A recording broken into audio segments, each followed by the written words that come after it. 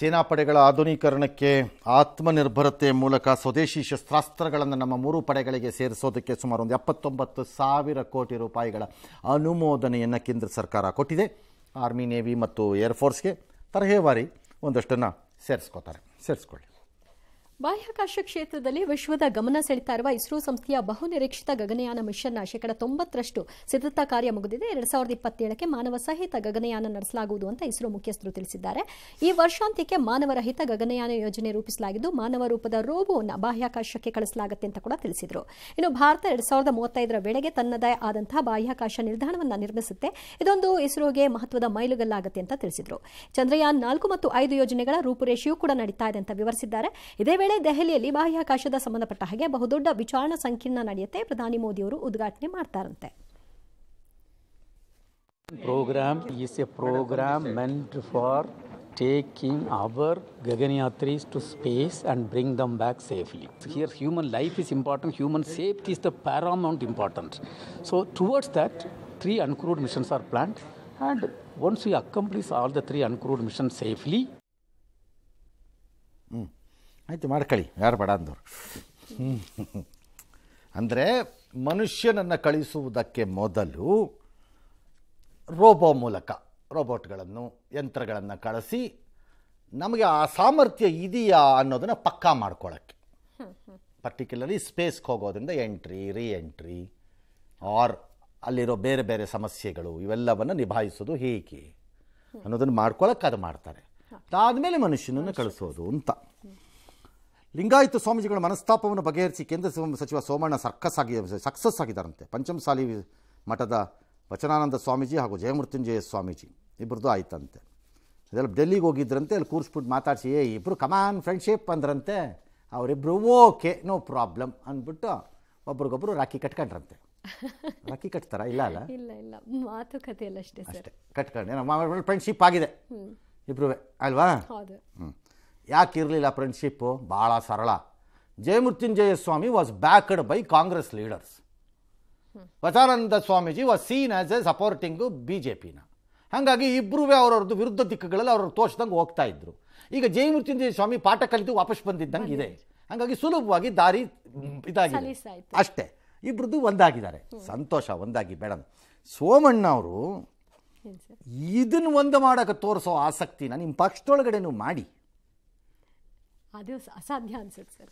ಅಸಾಧ್ಯ ಆದರೆ ಯಾಕಿದ್ದೀರಿ? ರಾಜೀನಾಮೆ ಕೊಟ್ಟು ಮನೆಗೆ ಹೋಗಿ. ವರ್ಷಕ್ಕೊಮ್ಮೆ ಮಧ್ಯ ಬಿಡಿಸಲ್ವಾ ಜನ? ಇದು ಸೋಮಣ್ಣ ಅಂತ ಅಧ್ಯಕ್ಷ ಅಂತ. ಹೌದು, ಹಾಗೆ. ಇನ್ನು ವರ್ಷಕ್ಕೊಮ್ಮೆ ದರ್ಶನ ಕರುಣಿಸುವ ಶಕ್ತಿ ದೇವತೆ ಹಾಸನಾಂಬ ಜಾತ್ರಾ ಮಹೋತ್ಸವಕ್ಕೆ ಇವತ್ತು ವಿದ್ಯುಕ್ತ ತೆರೆ ಬಿದ್ದಿದೆ. ಮಧ್ಯಾಹ್ನ 1:06 ಗರ್ಭಗುಡಿಯ ಬಾಗಿಲನ್ನು ಪೂಜಾ ಕೈಂಕರ್ಯಗಳೊಂದಿಗೆ ಮುಚ್ಚಲಾಯಿತು. 26 ಲಕ್ಷ ಜನ ಈವರೆಗೂ ಹಾಸನಾಂಬೆಯ ದರ್ಶನವನ್ನು ಪಡೆದಿದ್ದಾರೆ. 23 ಕೋಟಿಗೂ ಅಧಿಕ ಆದಾಯ ಬಂದಿದೆಯಂತೆ. ಕೊನೆ ಕ್ಷಣದವರೆಗೂ ಕೂಡ ಸಹಸ್ರಾರು ಭಕ್ತರು ದರ್ಶನವನ್ನು ಪಡ್ಕೊಂಡಿದ್ದಾರೆ. ಬಾಗಿಲು ಮುಚ್ಚಿದ ಬಳಿಕ ಜಿಲ್ಲಾ ಉಸ್ತುವಾರಿ ಸಚಿವರು ಎಲ್ಲರಿಗೂ ಕೂಡ ಧನ್ಯವಾದವನ್ನು ಸಮರ್ಪಿಸಿದರು.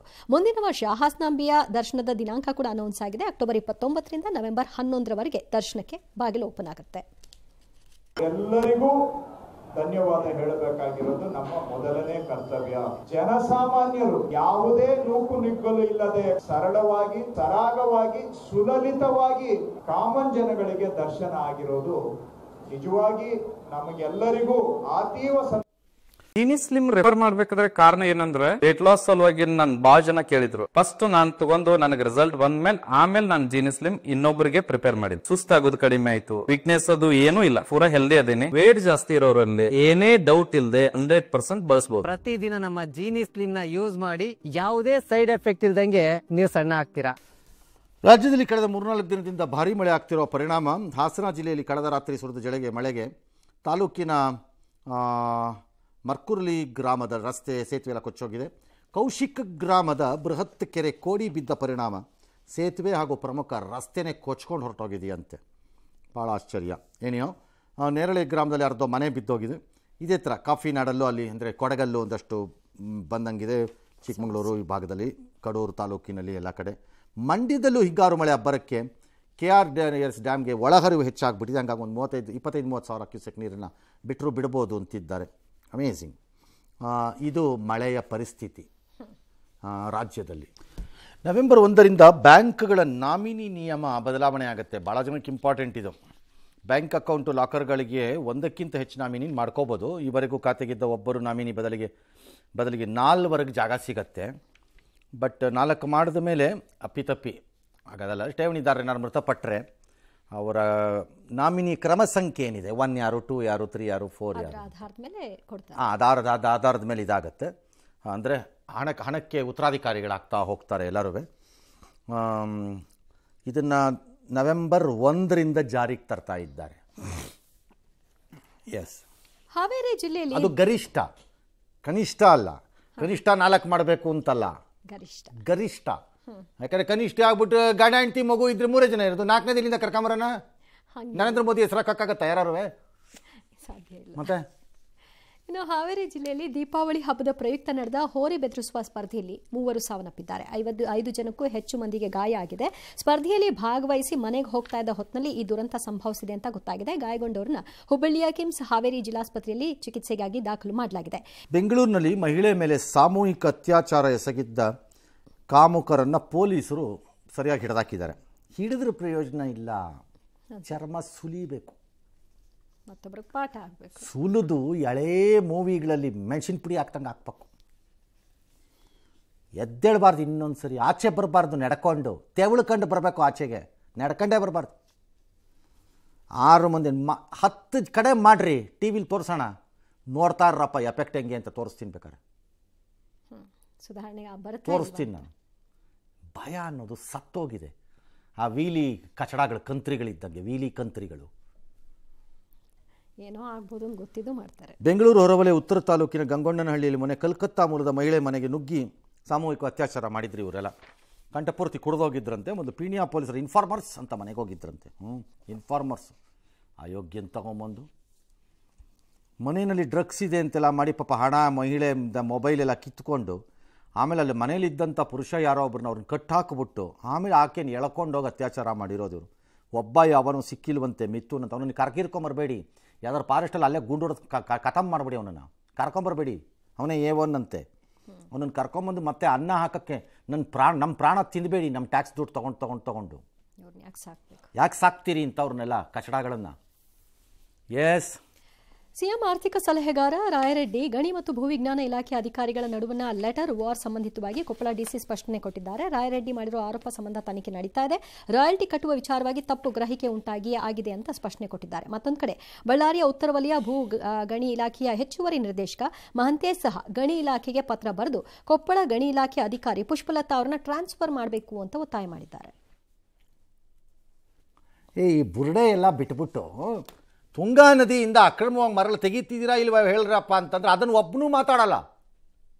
ಗಣಿ ಇಲಾಖೆ ಗಣಿಗಳೆಲ್ಲ ಆಳ ಅಲ್ವಾ, ನಮ್ಗೆ ಲೆಕ್ಕ ಸಿಕ್ಕಲ್ಲ ನಿಮ್ಮದು, ಅದು ಹೇಳ್ರಯ್ಯ ಅಂತಂದ್ರೆ ಒಬ್ಬನೂ ಮಾತಾಡಲ್ಲ. ಉಳಿದಿದ್ದೆಲ್ಲ ಮಾತಾಡ್ತಾರೆ. ರಾಯಲ್ಟಿ, ತಪ್ಪು ಗ್ರಹಿಕೆ, ಅದು ಅವ್ರ ಟ್ರಾನ್ಸ್ಫರು, ಇದು ಹೇಳ್ರಪ್ಪ. ಮೇನ್ ಪಾಯಿಂಟಿಗೆ ಬರಲ್ಲ. ಮೈಸೂರು ಜಿಲ್ಲೆಯ ನರಸೀಪುರದಲ್ಲಿ ಬನ್ನೂರು ಹೈವೇ ಬಳಿ ಭ್ರೂಣಲಿಂಗ ಪತ್ತೆ ಮಾಡೋ ಕೇಂದ್ರದ ಮೇಲೆ ಆರೋಗ್ಯ ಕುಟುಂಬ ಕಲ್ಯಾಣ ಇಲಾಖೆ ಅಧಿಕಾರಿಗಳು ದಾಳಿ ಮಾಡಿ ಕಂಡುಹಿಡಿದಿದ್ದಾರೆ. ಫಾರಮ್ ಹೌಸ್ ಅಂತೆ, ಅದರಲ್ಲಿ ಒಂದು ಬಂಗ್ಲೋ ಕಟ್ಕೊಂಬಿಟ್ಟು ಅದರೊಳಗಡೆ ಇದನ್ನು ಮಾಡ್ತಿದ್ರಂತೆ. ಇವ್ರು ಯಾರನ್ನೋ ಕಳಿಸಿ ಸಿಗಾಕ್ಸಿದ್ದಾರೆ ಕರೆಕ್ಟಾಗಿ, ಅವ್ರನ್ನ ಎಲ್ಲರೂ ವಶಪಡೆದಿದ್ದಾರೆ. ಆಮೇಲೆ ಪ್ರಕರಣದಲ್ಲಿ ಶ್ಯಾಮಲಾ ತಮ್ಮ ಗೋವಿಂದರಾಜು ಅವ್ರ ತಮ್ಮ ಎಲ್ಲ ಭಾಗಿಯಾಗಿದ್ದರು ಅಂತೇಳಿ ಅವ್ರನ್ನೆಲ್ಲ ಇದು ಮಾಡಿದ್ದಾರೆ. ಯಾರೋ ಶಿವಕುಮಾರ್ ಅಂತ ಮತ್ತು ಹರೀಶ್ ಅನ್ನೋರ್ನೆಲ್ಲ ವಶಕ್ಕೆ ಪಡೆದಿದ್ದಾರೆ. ಯಾರೋ ಪುಟ್ಟರಾಜು ಅನ್ನೋ ಮಧ್ಯವರ್ತಿ ಅಂತ ಎಸ್ಕೇಪ್ ಆಗಿದ್ದಾನೆ. ಇವ್ರ ಮೇಲೆಲ್ಲ ಕೇಸ್ ತಗೊಂಡಿದ್ದೀವಿ ಅಂತ ದಿನೇಶ್ ಗುಂಡೂರಾವ್ ಅವರು ಎಕ್ಸಲ್ಲಿ ಅಂದರೆ ಇದರಲ್ಲಿ ಸ್ಪಷ್ಟನೆ ಏನೋ ಒಂದೇನೋ ಅಂತ ಒಂದು ಸ್ಟೇಟ್ಮೆಂಟಲ್ಲಿ ಹೇಳಿದ್ದಾರೆ. ಸಂತೋಷ, ಮಾಡಿದ ಕೆಲಸ ಎಲ್ಲ ಚೆನ್ನಾಗಿದೆ. ಬಟ್ ಇದು ಒಂದಿರಲಿಕ್ಕಿಲ್ಲ ಅನಿಸುತ್ತೆ ನೋಡಿ. ಹಂಗಾರೆ ಈ ಮಂಡ್ಯ ಟೈಪ್ ಇದು ಮೋಸ್ಟ್ಲಿ ಮಂಡ್ಯಾಲಿ ಟೈಟ್ ಆಗ್ತಿದ್ದಂಗೆ ಮೂವ್ ಆದಂಗಿದೆ. ಅದು ಬೇರೆ ಬೇರೆ ಕಡೆಗೆ. ನೀವು ಆರೋಗ್ಯ ಇಲಾಖೆಯವರು ಇವಾಗ ನೈಬರಿಂಗ್ ಡಿಸ್ಟ್ರಿಕ್ಟ್ಗಳನ್ನು ಬಿಟ್ಟು ಸ್ವಲ್ಪ ರಿಮೋಟ್ಲಿ ಒಳಗಿರೋ ಡಿಸ್ಟ್ರಿಕ್ಟ್ಗಳನ್ನು ನೋಡಿ. ಈಗ ಎಲ್ಲಿಗೋ ಮೂವ್ ಆಗ್ತಿರುತ್ತೆ ಈ ಬಿಸ್ನೆಸ್ಸು. ನಿಲ್ಲಲ್ಲ ಹಂಗಷ್ಟು ಸುಲಭವಾಗದು, ನಿಲ್ಲಲ್ಲ ಅದು.